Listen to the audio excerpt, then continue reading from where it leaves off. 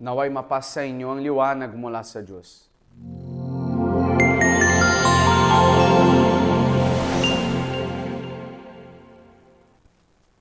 Hello everyone and welcome sa isa pang episode ng ating program, Mistério. I believe na nakahanda na dyan ang inyong bote o baso ng tubig.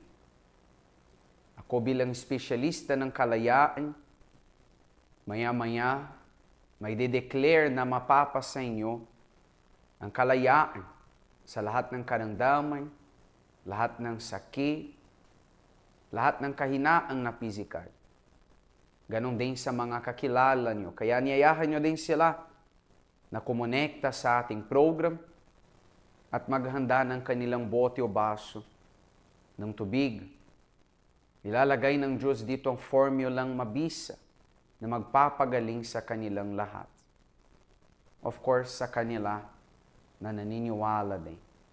Kaya, maaari nyo silang itag kung meron kayong kapamilya sa probinsya, sa ibang barangay man, malayo siguro sa inyo, tag nyo sila. Marahil available sila tuwing alas 12 ng tanghali. Pwede nilang ilagay ang ating program sa kanilang smart TV. Pwede nilang i-play ito sa kanilang tablet, sa kanilang mobile phone. Siguro, i-connecta pa yan sa speaker para makinig din ang marami at mapasa kanilang lahat ang liwanag mula sa Diyos. Maya-maya, gagawa tayo ng panalangin. Sigurado na bubuksan ng Diyos ang langit para ibuhos sa kanila ang magandang kalusugan. Na yung tanghali ng Martes, ang nais ng Panginoon ay maging ang inyong doktor. At ikaw, naway maging ang kanyang patient. Ang patient na hindi nakikinig at hindi sumusunod sa kanyang doktor, hindi gagaling.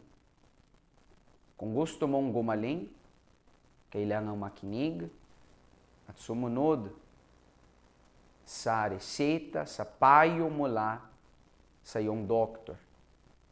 Kaya, ang Panginoong Jesus ay nagpagaling sa maraming tao. Marami nang tumawag sa Diyos ay nakakita ng kasagutan mula sa Diyos. Kaya ang ating pag-uusapang na yung tanghali ay ito. Sa panahon na nandito ang Panginoong Jesus, marami ang lumapit sa Kanya at gumaling. Pero ang pag-uusapang natin na yung tanghali, maya-maya, ay sa panahong na wala pa mang Biblia, wala pa rin dito sa mundo ang Panginoong Jesus. Ngunit mayroong isang lalaki na talagang mayroong siyang pananampalataya. Sa punto na hanggang ngayon, itinuturing siya ng maraming relihiyon, ng maraming bangsa bilang ama ng pananampalataya. Siya ang nanalang, siyang tumawag sa Diyos.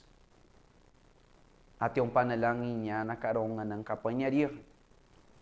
Makikita natin yan maya-maya. Kaya kung meron kayong kakilala na marahil pinagdududahan na nilang panalangin, hindi nalubos ang kanilang pananalig sa panalangin, kaya hindi na rin siguro sila nagdadasal. Hindi na rin siguro sila nananalangin.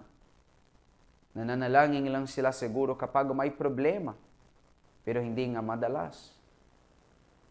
Well, alam natin ang kasabihan, prevention is better than cure.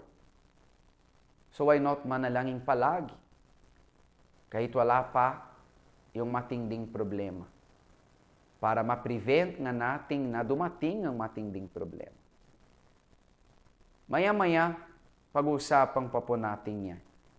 So right now, nais ko na panoorin ninyo isang series na ipiniplay namin sa inyo every week upang maging aware ang lahat patungkol sa kung ano'y mangyayari sa hinaharap. Maraming mga senyales, maraming mga babala na ating natatanggap mula mismo sa kalikasan. para maging alerto tayo na ang katapusan ng mundong ito ay hindi nating maiiwasan. Panoorin niyo po ito na yun.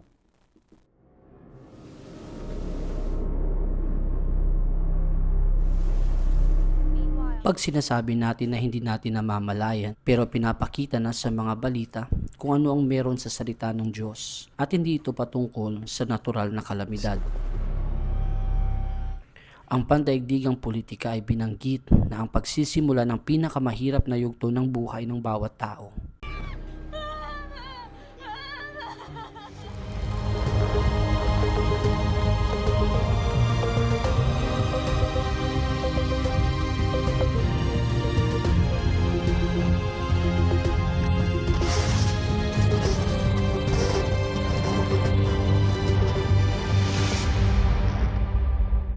Mga babala ng katapusan.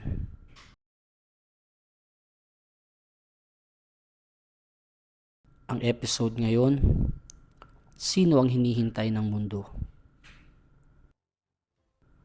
Damang-dama na ang kaguluhan. Ang mundo ay dadaan sa malaking panganib.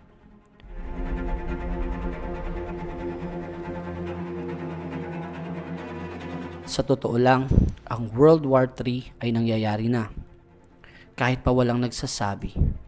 Pero ano nga ba ang mga nakikita natin? Itinuturo ng mga propesiya ang pagkakaroon ng isang political leader na magtatalaga ng kapayapaan. Pero para mangyari ito, ang sitwasyon ng giyera ay hindi dapat na ipagpatuloy. At nagsimula na tayong makita ang mga ito. Ang bawat bansa ay hindi kailanman namuhunan ng sobra para lang sa armas. Para bigyan kayo ng ideya, noong 2023 lang, 2.43 trilyong dolyar ang ginastos. At ngayong 2024, ang presyo na ito ay mahihigitan pa. Ang ganitong paggastos lang ay nangangahulog ang naghahanda na sila para sa malaking giyera. Sa kasalukuyan, 10 giyera ang nangyayari sa buong mundo. Sa Israel at Hamas, kasama na rin ang Estados Unidos, Iran at iba pang mga bansa sa hilagang silangan ng Europa. Ang hidwaan sa pagitan ng Russia at Ukraine ay kinakasangkutan din ng Estados Unidos na may suporta mula sa United Nations at European Union. Kabilang na rin ang China, North Korea, Japan, Australia at South Korea. Bukod pa sa dalawang ito, meron pang 8 digmaang lokal ang sumisira sa kapayapaan at iba pang laban na naglalagay ng daan para sa mga mangyayaring propesiya. Ang China at Taiwan na mayroong suporta mula sa Estados Unidos ay mayroong mataas na tensyon sa pagitan ng gobyerno sa China at Amerika. Tensyon din sa pagitan ng North Korea at South Korea, pagtatalo patungkol sa South China Sea. Labanan sa pagitan ng Russia at mga bansa sa NATO. At ang huling banta, ang Russia at Estados Unidos, ang dalawang bansa na ito ay may pinakamalaking nuclear power, ay nalalapit na magkaroon ng isang direktang labanan. Ito ang mga salita mula sa Foreign Minister ng Russia na si Sergey Lavrov sa dyaryo sa Turkey. Isang digmaan na may kakayahang magpadala ng isang intercontinental missiles, nuclear weapons, drone attacks at robotic armies. Digmaan na sa imahinasyon pa lang nakikita. Time bomb na nanganganib na sumabog sa anumang oras.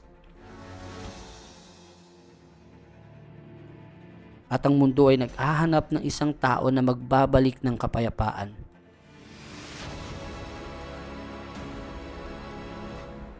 Itong imahe na ito ay nasa propesiya ng Biblia. Ang nakasakay sa puting kabayo, ang Antikristo, ang prinsipe ng panlilinlang.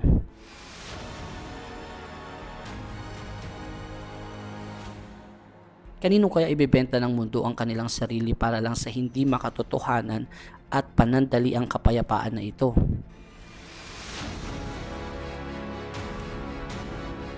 Pinapakita na ang mga senyales na ang panahon na ito ay malapit na. Pero napakahalagang matandaan na ang pagsikat ng Antikristo ay mangyayari lang pagkatapos ng rapture. Ibig sabihin lang na kung malapit na ang pagdating ng Antikristo, gaano rin kaya kalapit ang panahon na ang mga ligtas ay aalisin sa mundong ito.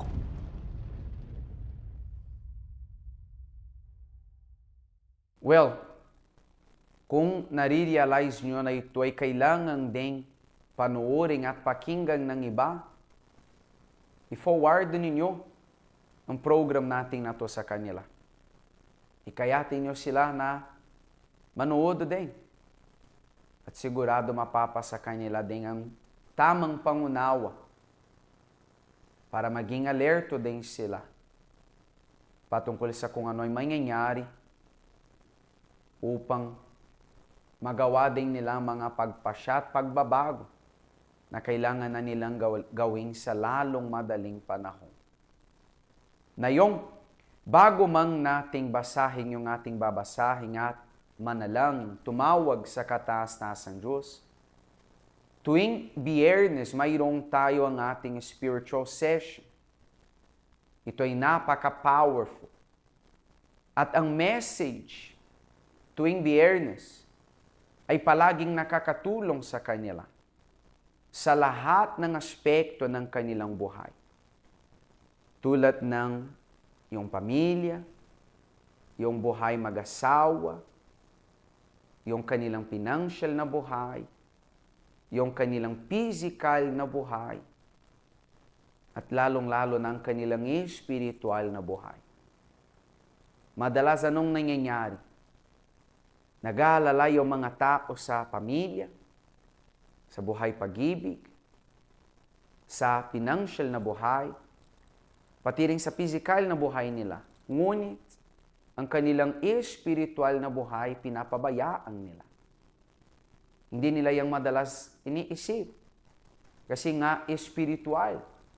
Hindi mo yan makikita sa physical na mata. Kaya minsan binabaliwala ng maraming tao. Ngunit tumingin po kayo sa akin. Ito ang pinagmumulang ng lahat. Ang inyong spiritual na buhay. Mula sa simula, nung wala pang anyo ang lupa, nagsalita lamang ang Diyos at nakaroon ng mga bagay-bagay. Ibig sabihin mula sa invisible, nagiging visible yung mga bagay-bagay. Mula sa spiritual, nakaganap yung kung ano ay physical. Intindihin niyo po ito. Kaya lahat ng tao na binabaliwala nilang kanilang spiritual na buhay, eventually, makikita nila yung epekto nito sa kanilang physical at material na buhay. Kaya tuwing Biyernes, mayroong tayo itong Day of Deliverance. Para saan? Para alagaan at matuto yung patungkol sa kahalagahan ng spiritual na buhay. Kung mayroong isang masamang enerhiya na nagtatrabaho sa iyong spiritual na buhay, tiyak na maaapektuhan ng lahat ng aspekto ng inyong buhay. Kahit na nagpoporsigi ka na makaroon ng kayusang sa buong buhay mo, hindi pa rin yan magiging maayos. Ilang ang mga halimbawa lang asawa, nagpapakumbaba, nagmamakaawa pa nga sila minsan sa kanilang partner para lang sana makaroon ng reconciliation, maging maayos sana yung relasyon nilang dalawa, ngunit hindi pa rin yan nababago, hindi pa rin yan nagiging maayos. Ilang ang mga trabahador, tudong kayo sila mula Lunes hanggang Linggo minsan yung iba. Maski day off, minsan wala. Hindi sila nagpapahinga. Pero dekada na ngang lumilipas, hindi pa rin sila mayaman. Hindi pa rin sila malaya sa mga utang. Ang tanong ko sa inyo ay, normal po ba kaya yung mga ganon? Normal po ba kaya ng tao ay nagpapakahirap sa buong buhay niya at mamamatay pa rin mahirap? Hindi ako naniniwala na normal yan. Tulad na hindi rin ako naniniwala na ang taong nagpapakumbaba, nagmamakaawa sa asawa, pinapasaya niya ang kanyang partner sa buhay, ginagawa niya ang lahat. Pero hindi pa rin siya minamahal ng lubos ng kanyang partner. Hindi rin yan normal. Kaya ang nais kong ipaintindi sa inyo ay na nasa likod nitong mga physical na pangyayari, posible na mayroong isang masamang espiritu na nagtatrabaho sa buhay nila. Kaya tuwing Biyernes, ito yung location. Nakikita niyo na nga ng ating spiritual session na nagaganap lalong-lalo na alas 7:30 ng gabi na maaari ninyong dalihing ang inyong punda ng inyong unan upang mabasbasan. Maaari nyo ding dalihing ang litrato ng inyong pamilya. Sila na siguro minsan ginagamit nga ng masama para guluhin kayo. Mahal nyo sila, ngunit sila minsan ay nagiging sanghi ng inyong pagluha, ng inyong pag-iyak, ng inyong mga sakit sa ulo. Ito ang layuning nating tuwing Biyernes. I will not let evil overtake my family. Yan ang nagaganap tuwing Biyernes hanggang sa huling Biyernes nitong taong 2024. Lalabanan natin ang lahat ng uri ng kasamaan, lahat ng uri ng kadiliman upang mapasa ating ang liwanag at proteksyong ng Diyos. Ganon din ang mangyayari sa ating tahanan at sa ating pamilya. Kaya, maaari ninyong gawin ang parte ninyo. Dahil sigurado gagawa ang Diyos ng parte niya. Gagawin niya. Dahil siya'y makatarungan. So, make sure na manalig sa Panginoong Diyos. Bago tayo gumawa ng ating panalangin, kung hindi nyo pa na-type dito sa baba ang pangalan ng mga minamahal nyo sa buhay na marahil may sakit, may karamdaman, maaari nyo pong i-type right now. Saglit lang, i-type nyo dyan yung pangalan nila upang dalawin sila ng kagalingan na nagmumula sa Diyos. At lalakas sila, makaka-recover sila. Yan ang aking pananampalataya. Ngayong, ang ating pag-uusapan ay, kasi kung ikaw yung taong mananalangin palagi, makikita mo ang kapangyarihan nito sa iyong buhay. Ang anumang sakuna, ang anumang panganib na parating pa lang sa inyong buhay, ay maaaring lumayas at lumayo sa iyo. Ang mga biyaya na iyong inaasahan ay tiyak na makakatuto sa inyong buhay. Yan ang pwedeng mangyari sa pamamagitan ng panalangin. Ang panalangin ay hindi isang religious act. Hindi dapat nga na mechanic mong yan gagawin. Automatic. Uulitin mo lang ang nakasulat sa isang papel. O di kaya uulitin mo lang ang sinasabi ng isang tao. Kundi ang panalangin ay ang laman ng inyong kalooban na ilalabas mo yan sa iyong Diyos. Sino man siya. Ilalabas mo yan at tatawag ka sa iyong Diyos. Ang panalangin ay isang uri ng komunikasyon mula sa sangkatauhan, sa tao, patungo sa kanilang Diyos. At yan nga ang maaari mong simulang gawin kung hindi mo pa ito nagagawa. Tulad na nakapag-communicate ka sa ibang tao, maaari mo ding ugaliin ang inyong sarili na makapag-communicate palagi sa iyong Diyos. Tulad sa ginawa ng lalaking ito na itinuturi siyang ama ng pananampalataya, ng maraming relihiyon, maraming bangsa din, dahil nga sa kanyang pananalig at pagtawag sa kanyang Diyos. Tingnan natin ang nakasulat dito. Pakaganda na makaroon tayo ng kagandahan sa ating kalooban. Yung mga mabuting hangaring din para sa iba. Imbes na ipanalangin mo na mamamatay ang iba, o halimbawa lang ang isang itinuturing mong kaway mo, dapat mong ipanalangin sila na maliliwanagan sila. Nakasulat diyang na pinagaling ng Diyos si Abimelech sa kanyang mga karamdaman. Dahil dumaing si Abraham sa Diyos. Tumawag siya sa kataas-tasang Diyos, alang-alang sa lalaking yan. Tinan niyo yung kapangyarihan ng panalangin. Marami ang mga tao na hindi ko namang sila biniblame o ginijudge. Pero palagi tinatawagan nilang kanilang doktor dahil sa mga nararamdaman nila. Para sana pagalingin ng doktor yung asawa, yung anak, yung kakilala. Pero minsan hindi sila tumatawag sa Diyos. Para sana'y pagalingin ng Diyos yung taong yan. Sa panahon ni Abraham, mayroong ding mga espesyalista. Mayroong na ding ang mga manghihilot. Mayroong na din ang mga doctors. Ngunit pinili niyang manalangin. Alang-alang sa lalaking yan. Sa sangbahayan ng lalaking yan. Uulitin ko, sa panahon niya, walang Biblia. Walang nagtuturo patungkol sa pananampalataya, ni rin sa panalangin. Pero alam niya na may Diyos.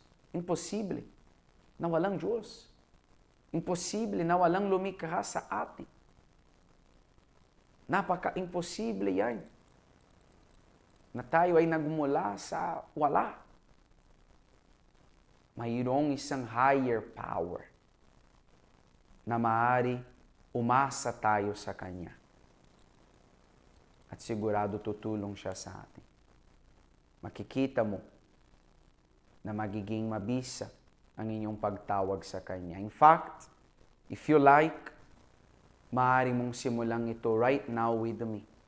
Kung meron kang tubig dyan, bote o baso, it doesn't matter. Hawakan mo. Kahit na nakainom ka na, hindi na puno, no problem. Sa tumbler, sa bote, hawakan mo nga, please. At kung maaari lang, ipikit mo ang inyong mga mata right now. Panginoong Diyos, naway basbasan mo na yung ang tubig na itinataas nila sa iyo na yung. Naway punuin mo ito, aming Diyos, ng inyong kapangyarihan.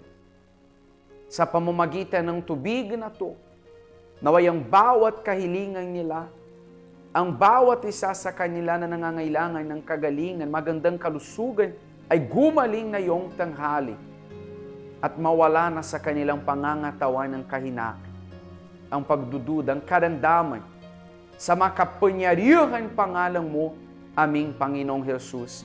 Gawin mo ng tubig na to na maging mapaghimala sa oras na ito, at kayo po na sumasampalataya din dyan, maaari nyo na inumin ang inyong tubig sa oras na ito.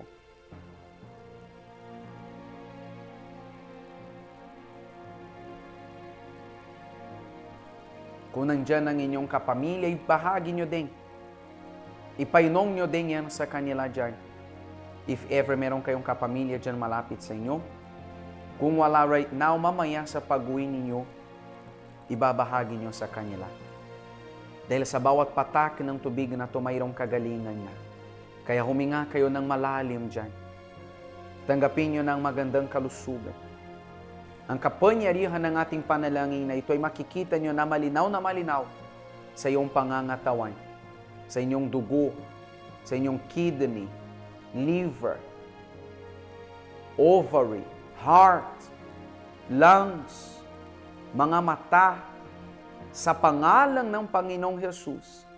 At kung naniniwala ka dyan, sabihin nyo, naniniwala ko. Sabihin nyo, Amen. Amen. Ang tubig natin ay mapaghimala na. Inumin nyo, ipainom nyo ng may kasiguraduhan na makapangyarihan na po ito. At makikita ninyo ang kasagutan mula sa Diyos. Kaya araw-araw, make sure na maging connected sa ating program alas 12 ng tanghali sharp. Maaari niyong ipadala ang inyong mga kahilingan. Marami ang mga nagpapadala ng kanilang mga kahilingan at sigurado, tinataas natin yan sa Diyos. Ang kasagutan mula sa Panginoon ay bababa sa buhay ng bawat isa sa kanila. So I hope to see you muli sa ating program bukas.